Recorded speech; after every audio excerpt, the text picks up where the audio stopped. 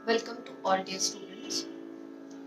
आज हम पढ़ रहे हैं राग दरबारी कांगड़ा और राग अडाना का तुलनात्मक अध्ययन। हमारे कोर्स में एक चैप्टर है फर्स्ट पेपर में, फर्स्ट चैप्टर, जिसमें है आपके कोर्स में जो राग हैं उनका अगर वो समप्रकृतिक हैं तो उनका तुलनात्मक अध्ययन। तो हमारे कोर्स में जो राग है दरबारी कांगड़ा और अडाना जो समप्रकृतिक राग हैं, हम आज उनका तुलनात्मक अध्ययन देखने वाले हैं।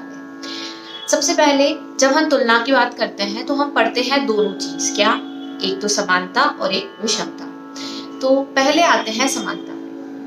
दरबारी कांगड़ा और अडाना में क्या समानता है? पहली समानता दोनों में ये है कि दोनों ही एक ही थाट से उत्पन्न राग है, अर्थात आसावरी। राग दरबारी कांगड़ा और राग अडाना दोनों ही आसावरी थाट से उत्पन्न राग है। दोनों में ही ग ध नी स्वर कोमल प्रयोग में आते हैं। उसके बाद दूसरी बात करें हम तो दोनों ही राग, हमने राग वर्गीकरण जब पढ़ा था तो हमने एक वर्गीकरण देखा था जिसमें था रागांग। तो यहाँ पर वो चीज हमें देखने को मिलती है, दोनों ही राग कांगड़ा अंग के राग माने गए हैं। अर्थात कैसे, मैं आपको बताती हूँ। कांगड़ा अंग में जो स्वरों का चलन है वो चलन इन दोनों रागों में हमें देखने को मिलता है।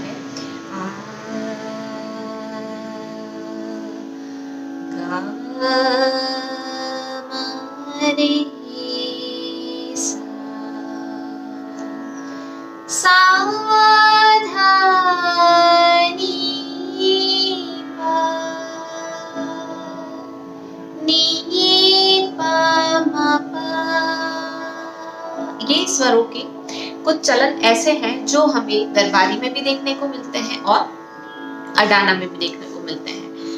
तीसरी जो दोनों रागों में समानता है वह है संवादी स्वर की। दोनों रागों का संवादी स्वर एक ही है और वो है प, अर्थात पंचम। पंचम स्वर दोनों ही रागों में संवादी स्वर माना गया है। तो ये थी दोनों रागों की कुछ समानताएं, समानताएं। अब हम आते हैं विषमताओं पे। विषमताओं में पहली विषमता जो है वह यह है कि राग दरबारी का चलन मंद्र तथा मध्य सप्तक में है, वहीं राग अडाना का चलन मध्य तथा तार सप्तक में है। अब मंद्र सप्तक में चलन होने की वजह से राग दरबारी एक गंभीर प्रकृति का राग बना है, वहीं तार सप्तक में तथा मध्य सप्तक में चलन अधिक होने से राग अडाना जो है वह एक चंचल प्रकृति का राग माना गया है। तो जब हम गायन की बात करते हैं तो क्योंकि दरबारी एक गंभीर प्रकृति का राग है, इसलिए विलंबित लय में गायन, लाइक बड़ा ख्याल, ध्रुपद, धमार, ऐसी जो गायकी है वह दरबारी कांगड़ा में हमें ज्यादा प्रभावी सुनने को मिलती है। वहीं अगर बात करें चंचल प्रकृति में अडाना की, तो अडाना एक ऐसा राग है जिसमें हमें मध्य तथा द्रुत लय का गायन ज्यादा प्रभावी प्रतीत होता है। अब अगर इसी सिलसिले में हम आगे बात करें तो एक जो दोनों में अंतर है वह यह भी है कि एक पूर्वांगवादी राग है, एक उत्तरांगवादी राग है।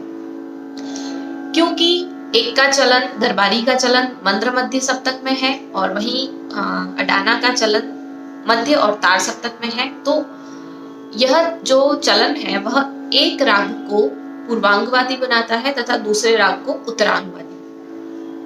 साथ ही जब हम बात करते हैं राग के वादी स्वर की, तो राग दरबारी का वादी स्वर ऋषभ तथा राग अडाना का वादी स्वर तार सप्तक का षड्ज। तो यह भी एक रीजन है जो रागों को पूर्वांग और उत्तरांग बनाता है। तो अगर बात करें, ये हम जानते हैं कि हमारे सप्तक का जो पहले का भाग है वह पूर्वांग कहलाता है तथा प से सा तक का जो ऊपर का भाग है वह उत्तरांग कहलाता है।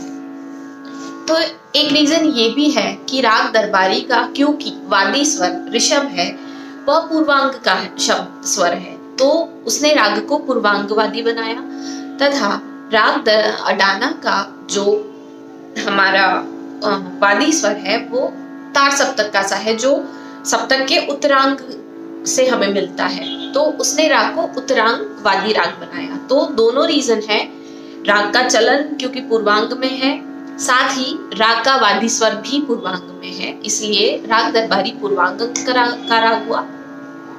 वहीं पर अगर बात करें अडाना की, तो उसका चलन मध्य तथा तार सप्तक में है, साथ ही उसका वादी स्वर तार सप्तक का सा है, जिससे वह राग उत्तरांग वादी राग कहा गया। अगली जब हम बात करते हैं तो दोनों में हम निषाद स्वर को देखें अगर, तो ये है कि अडाना जो राग है वो ऑल्दो आसावरी थाट है, लेकिन आरोह में अडाना में हमें शुद्ध निषाद का प्रयोग देखने को मिलता है तथा अवरोह में कोमल निषाद। वहीं दरबारी में हमें आरोह अवरोह दोनों में कोमल निषाद का प्रयोग देखने को मिलता है।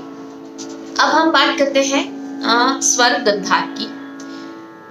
तो राग दरबारी का जो ग है, जब हम स्वरों के कोमल और तीव्र होने की बात करते हैं, तब हम बात करते हैं उनकी श्रुतियों के कम ज्यादा होने की।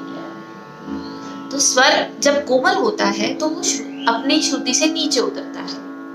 तो जो कोमल गंधार है राग दरबारी का, वह अपनी श्रुति से थोड़ा सा ज्यादा नीचे उतरा हुआ है।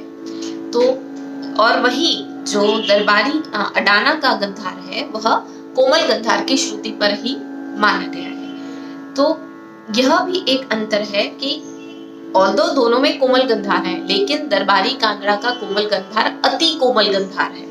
वो सिर्फ कोमल गंधार नहीं है, वो अति कोमल गंधार है। साथ ही ग और ध दोनों स्वरों पे हमें अडाना में दरबारी कांगड़ा में हमें आंदोलन देखने को मिलता है। आंदोलन क्या होता है? तो आंदोलन है स्वरों को लेने का तरीका।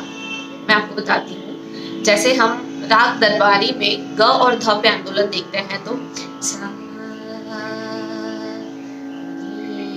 सारे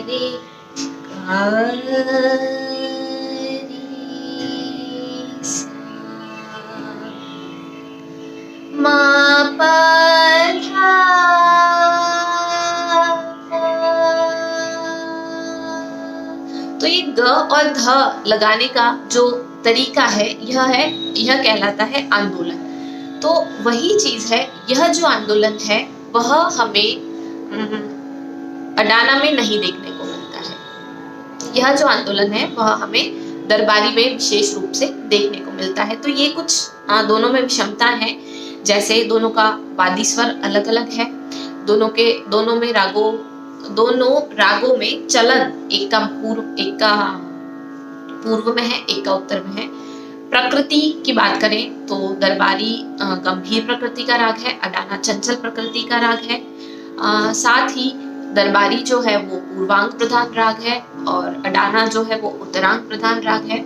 तो ये कुछ दोनों में विषमताएं। हाँ, स्वर की बात करें तो आरोह में उसमें अडाना में शुद्ध निषाद का प्रयोग हम देखते हैं, अवरोह में हम कोमल निषाद का देखते हैं और दरबारी में दोनों में कोमल निषाद होता है। साथ ही गंधार स्वर दरबारी का अति कोमल गंधार स्वर प्रयोग में आता है तथा अडाना में गंधार कोमल है।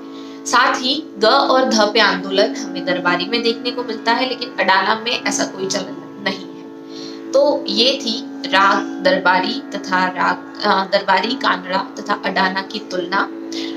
अब अगली क्लास में हम फिर मिलेंगे। आप सभी बने रहिए, पढ़ते रहिए, घर पे रहिए, सेफ रहिए। आप सभी का बहुत